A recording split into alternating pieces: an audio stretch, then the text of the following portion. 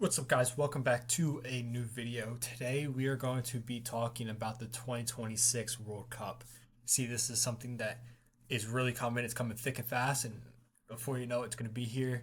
So I want to go ahead, do a little bit of a guide to the World Cup, talk about the brand new format this year. This World Cup is going to be the first one with 48 different teams. You got three different countries hosting. Um, Third place teams are going to qualify out of groups. There's a lot that's going to be going on, a lot that's happening. First World Cup in the United States in 30 plus years. So, a lot's happening, a lot to be excited about, a lot of information going to be coming. And if you guys aren't super familiar with the World Cup, you very much could get thrown out of the loop and kind of messed up with things, especially if you, or even if you only watch the World Cup, that'll really throw you off because if you're not paying attention, don't even know that it's going from 32 teams like it has been for a while to 48 teams, you might get confused. And then you talk about the intercontinental playoffs coming up and all these automatic bids and who's in, who's out. The U.S. isn't even taking part in World Cup qualifying, so why? So even if you know what know about the World Cup and know everything that's going on, I'm still going to go ahead. We're going to talk about all of the teams that have already punched their tickets, the amount of tickets that are direct tickets available to be punched out of each confederation, how many teams get into the intercontinental playoffs and from what confederations, and really just kind of going over things. I will do an updated video once we get more countries qualified, which is going to be after this international window that is currently about to start taking place this week. So more countries will be qualified by the end of this week and the end of the international duty next week. So we will go ahead and refresh our ticket punched counter and who's punched. So we're going to go ahead. We're going to start with the format and how things work. So let's get into today's video. When it comes to the format, I'm going to be using Football Manager here as a visual representation of how the World Cup is going to end up playing out. This is a simulation of the 2026 World Cup. So in this Football Manager, France ends up winning. But you can see here, this is all the groups. So you're going to have groups A through L, 4 countries per group.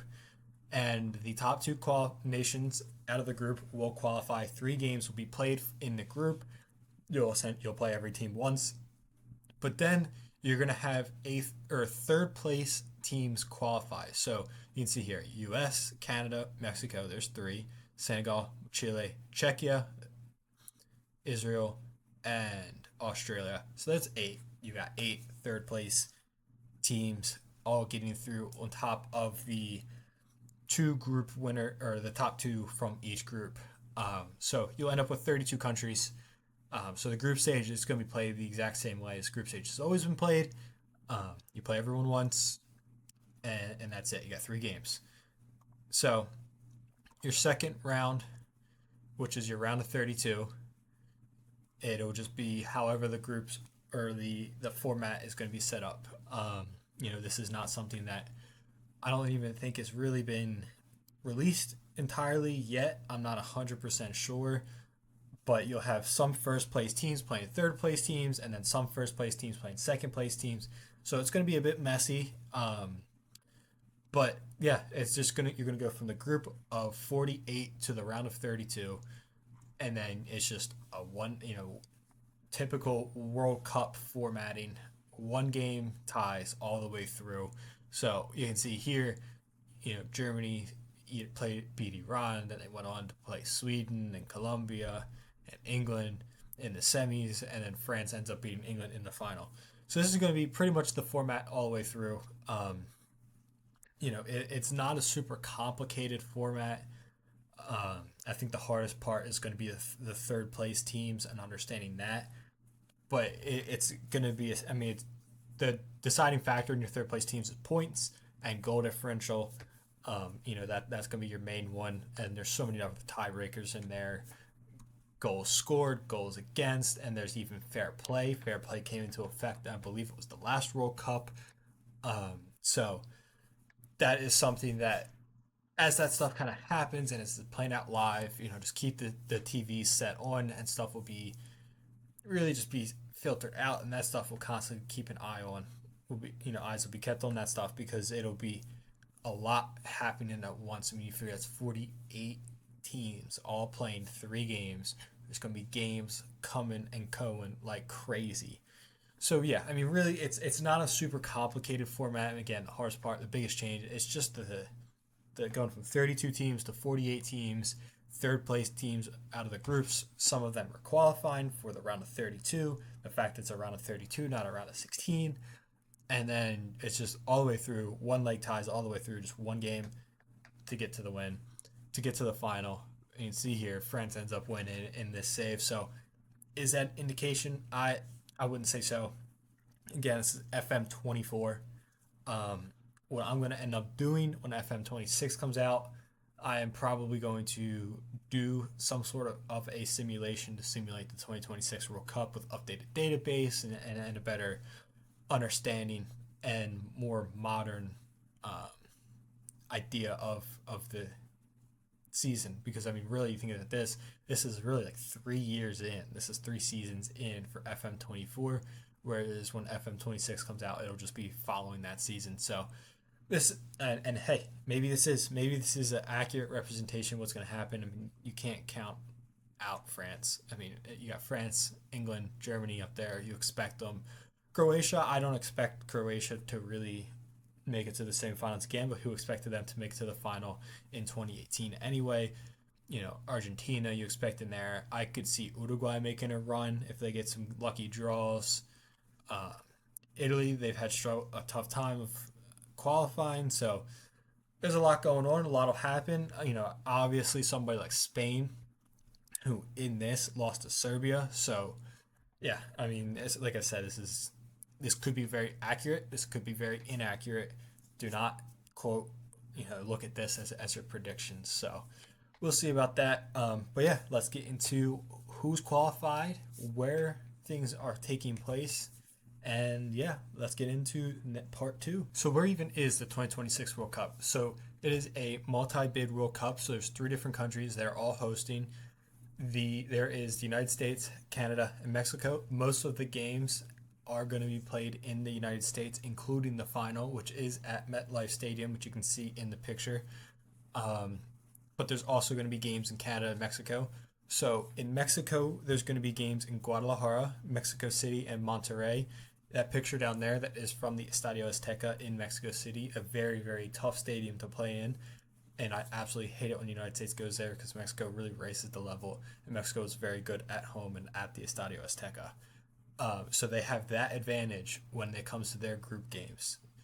Canada, they're going to have 2 cities that are going to be hosting games. It's going to be Toronto and Vancouver. You can see there, that is the Toronto Stadium.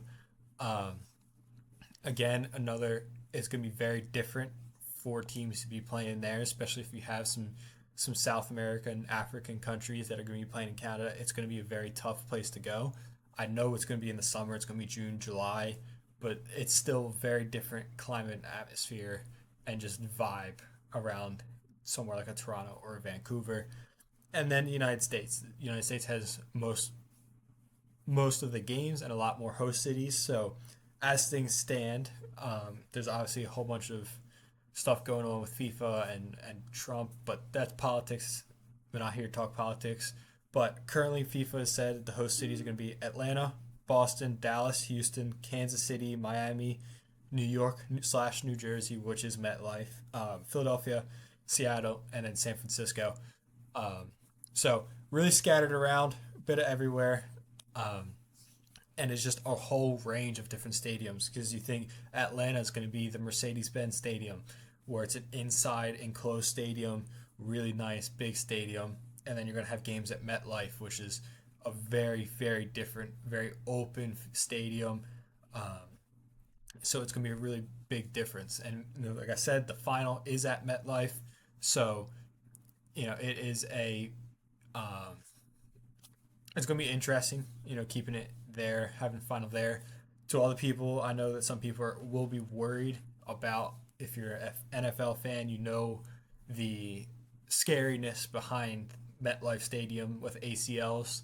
Um, with the World Cup, FIFA requires that the World Cup stadiums are played on grass. If you know, so it won't have that NFL turf on the field where these injuries keep happening. So hopefully, there's no major injuries throughout the entire World Cup. Having all this fresh grass brought in and laid onto these fields, if they are turf already, will be a really nice change. And I think it'll really be nice. And hopefully, the NFL will actually look at that and see the hopeful success of putting the grass in these stadiums and will adapt it for themselves. But yeah, 3 countries all host. So because they're all hosting, that means that 3 of the 6 spots are taken up. So, like I had already previously talked about the format, 6 spots from CONCACAF, 3 of them are already taken up by the host nations. You've got your US, Canada, Mexico bids. 3 more automatic tickets will be punched, and then 2 more countries will go into intercontinental playoffs.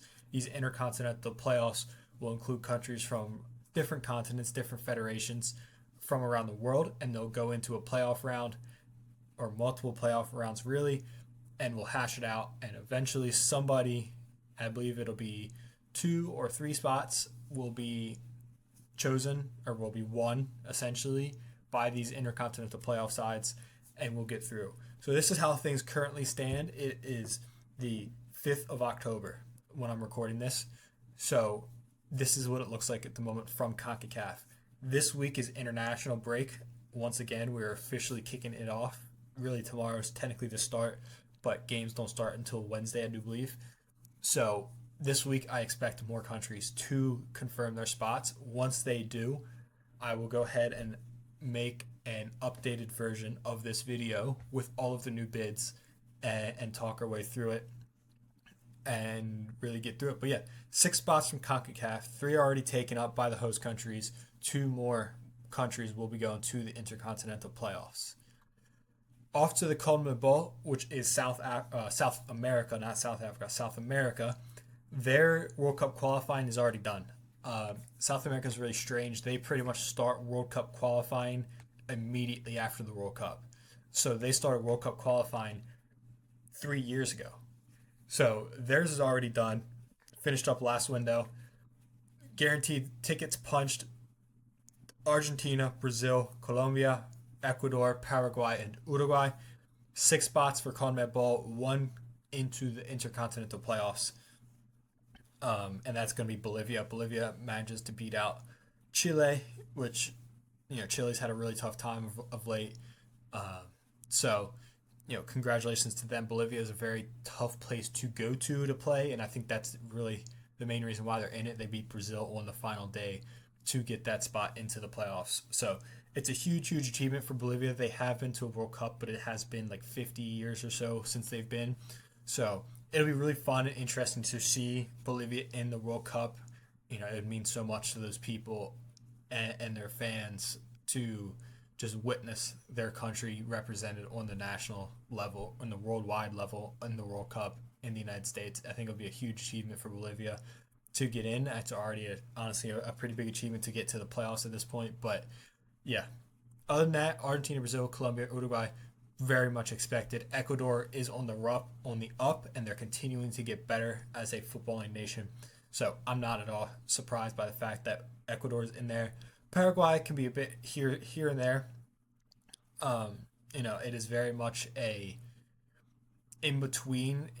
I expected them to get promoted. They're a good side. They have good players in there. But at the same time, sometimes they just lack that little extra quality that you would see from some of these other countries that are in South America.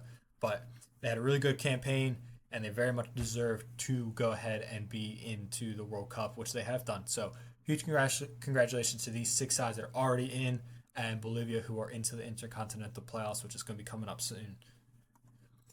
Now, onto the CAF, the African Federation. 2 countries have qualified, Morocco and Tunisia. Morocco went to the semifinals of the last World Cup, so I very much expected them to make it. They're a very good side, led by some very good players, including Achraf Hakimi.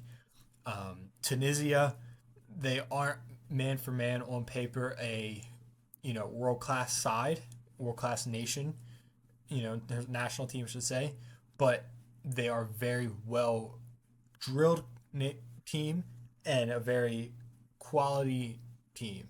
They're very tough to break down at times. They can score goals. They're usually towards the top of the African nations. Um, World Cup qualifying stuff. They're very much on the top usually, but that still leaves 7 more spots to get. So you can see there's 2 more underneath of Tunisia, 3 in the middle, and 2 more on the other side, and then a playoff spot as well. There's a lot of spots still available for African nations. I believe Egypt is just about there. They can qualify in the first game this week. I believe there's 2 or 3 more countries that also can qualify from Africa as well this week. South Africa was very close, but then they ended up actually having to forfeit their last game because they fielded an ineligible player. So a huge mistake on their part, and that currently dropped them to second place. I believe that it's just on goal difference or 1 point or something. So it's very close. They're very much within shout, but very disappointing for South Africa. They haven't been to the World Cup since they hosted in 2010. So they're itching to get back. But do you expect the normal side, someone like a Cameroon, Cote d'Ivoire, uh, Egypt, some of these guys, nations to get through.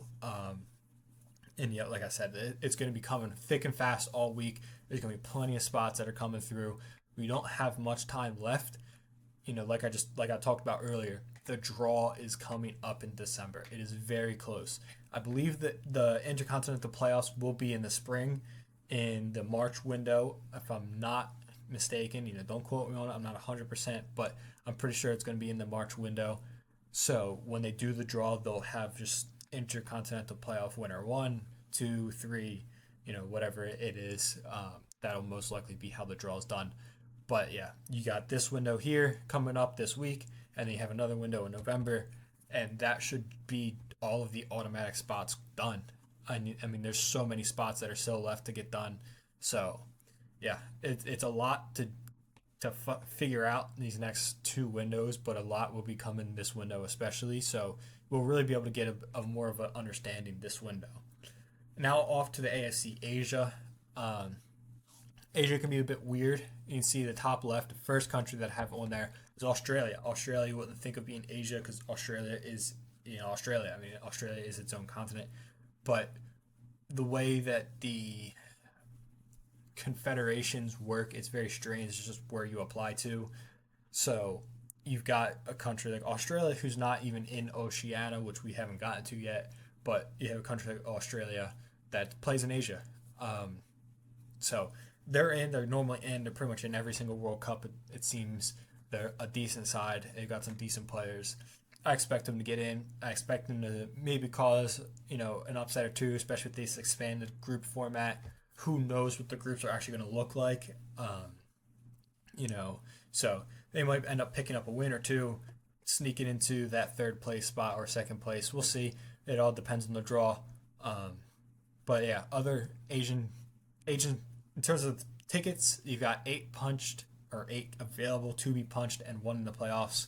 So Australia, like I just talked about. You also have Iran, Uzbekistan, Jordan for the first time, Uzbekistan also for the first time. So you have 2 debutantes from Asia this year already confirmed, and then your normal suspects of South Korea / the Korean Republic and Japan.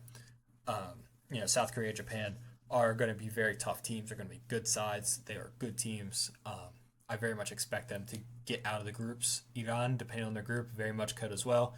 But, you sit there, you look at Jordan and Uzbekistan, you can't overlook that. They're decent sides. They're well drilled. They can cause some upsets. I'm not saying they're going to win the World Cup or they're going to make it to the quarterfinals or anything like that. I mean, they could, but at the same time, any nation could that's in this thing. It all depends on the draws.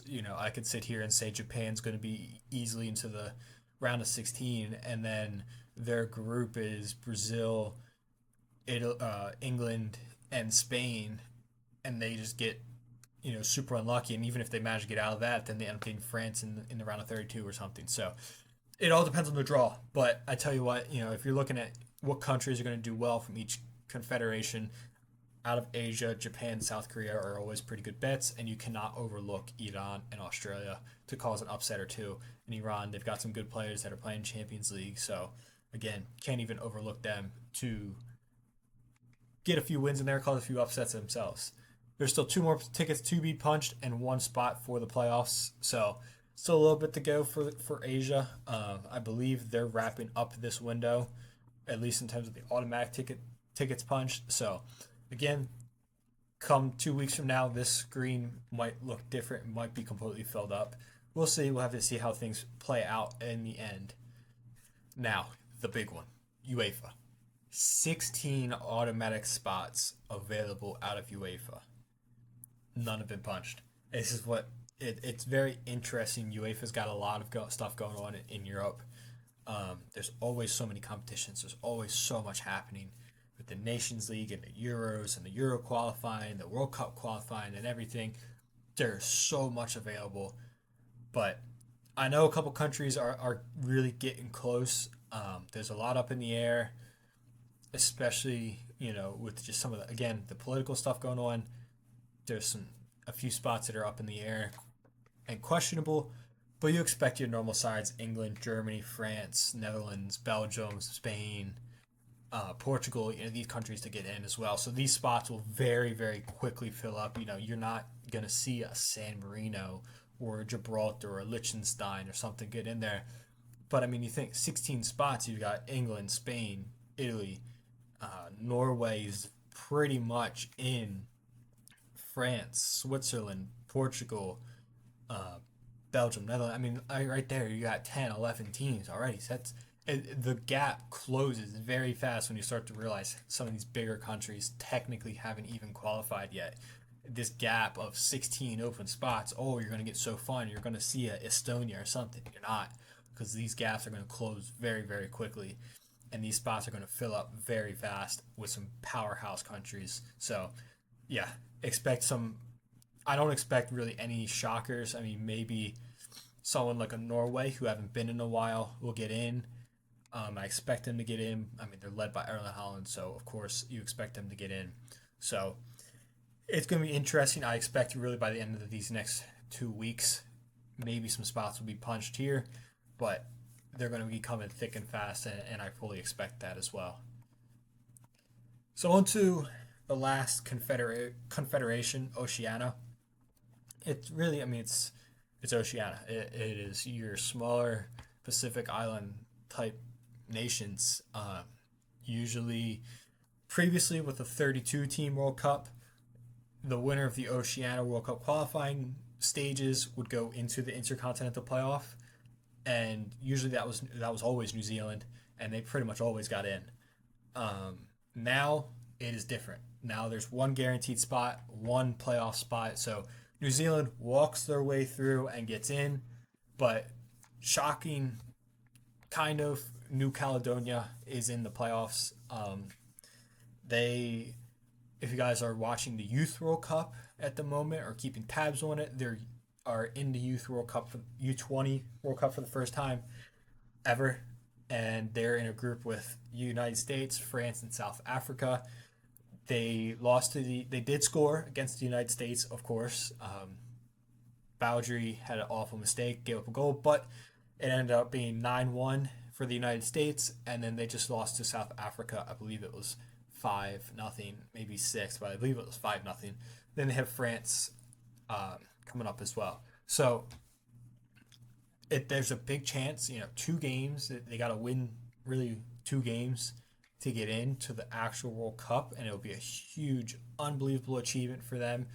They're still considered a French territory, so it's a very limited thing. Their first division's not even professional; it's an amateur division. So if they were able to somehow win the playoff rounds and get in, it would be unbelievable. But I don't really expect it. It's just something that is really, really a long shot for them. And just kind of going back to the playoffs, just because we were talking about them in the playoffs, Bolivia and New Caledonia are your guaranteed spots out of South America slash CONMEBOL and Oceania. You still got those two CONCACAF spots, Africa and Asia. Um, I do believe that three of these spots, there's going to be three spots from these six teams. So, depending on who comes out of CONCACAF and Africa and Asia, I expect one of the countries from CONCACAF to get in.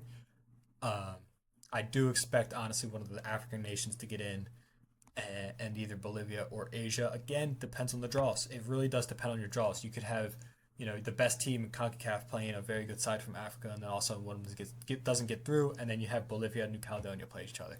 So it very much is a dependent on the draw. Um, so I'm going to be very, very excited about this. This is what a lot of people are actually kind of looking forward to because you get to see a chance, New Caledonia play for the first time. Really, just that pure energy and passion to represent their country at the world stage. They have a chance. And so this is their chance. Two games against a country to earn their spot into the World Cup. So I'm really excited about it. I'm ready for the World Cup. I know tickets are starting to come out and everything. All that kind of stuff starting to make its way through. Draws coming up and seasons in full swing and everything. So there's going to be plenty of World Cup videos coming from me. Um, but yeah, I want you guys to please make sure you guys are prepared for that. Make sure you guys are prepared for the World Cup. It's going to be such a fun event, in my opinion. Hopefully everything goes well and smoothly. And yeah, it's just going to be, I feel like it's going to be so much fun. Such a party kind of vibe and atmosphere coming, I feel like coming. And yeah, I'm beyond excited. I'm hopefully going to be able to get to a game or two the next summer. So yeah, make sure you guys stay tuned for all the next World Cup videos coming out. And FM, you got FM26 on its way soon, and all this other stuff. I've got a few other things that I'm kind of working its way through, and beginning the planning processes behind. So yeah, make sure you guys like, comment, subscribe, stay tuned. If you guys have any questions regarding the World Cup, feel free to leave a comment. Or if you guys expect any surprises, are you guys rooting for anybody? Who are you rooting for to get in? Who are you rooting for to do well in the World Cup? Let me know what you guys think, who you guys are supporting, and who you guys want to even just make the World Cup. Or even who do you have as an underdog? Who's going to cause some upsets like Morocco did in the last one? Let me know what you guys think. Thank you guys so much for watching, and I'll see you guys next time.